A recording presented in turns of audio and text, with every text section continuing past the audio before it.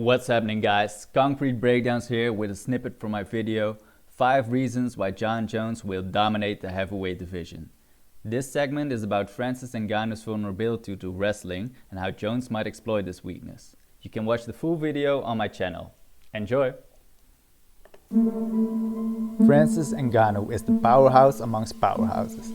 A big obstacle in Jones's heavyweight title run. He's a true physical specimen in every sense of the word. The boogeyman of the heavyweight division. And while Ngannou's firepower is in a class of its own, with even glancing shots being dangerous, power is not the only attribute that makes him dangerous. All heavyweights carry a certain amount of knockout power. Fighters like Derrick Lewis even seem to carry comparable hitting power to that of Ngannou. What makes Francis uniquely dangerous is his top-tier punching power, combined with his incredible speed, his reach, and general boxing ability. He has all the physical tools to actually get to your chin. Adding to this, Francis has the chin and durability of his own, allowing him to take big risks. Francis also has the sheer strength not to get easily tied up. All of these attributes perfectly align to become the knockout machine that he has become. Francis has also knocked out his fair share of wrestlers who committed early, fearing Francis' power and telegraphing their shots. Both Curtis Blades and an older Cain Velasquez got crushed in this fashion. But being this perfect knockout machine proved not to be enough in his fight against Stipe Miocic. Stipe's footwork and boxing fundamentals kept him safe for the most part.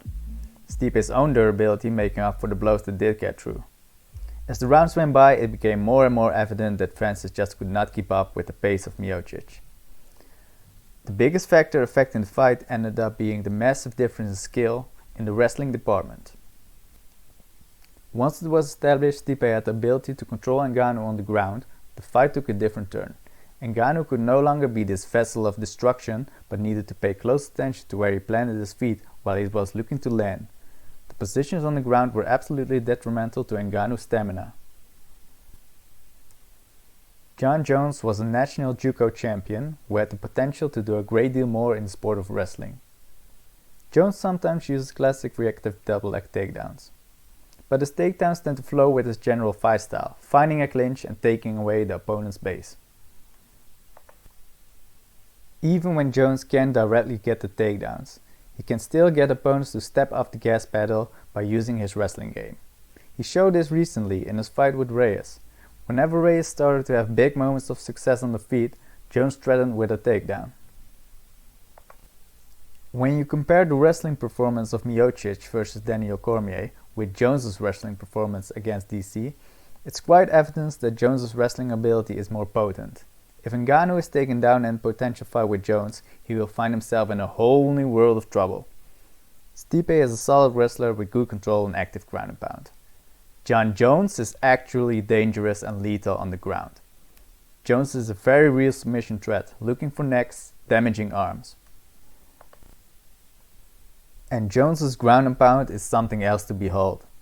Once he finds a position where he can unleash elbow strikes, you can actually see the malicious evil in this man coming to the surface.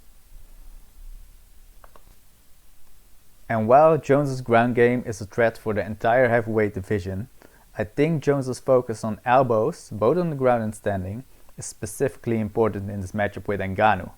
It just adds another way to win for Jones in the mix. If he doesn't win the decision, he just might fight Ngannou's neck.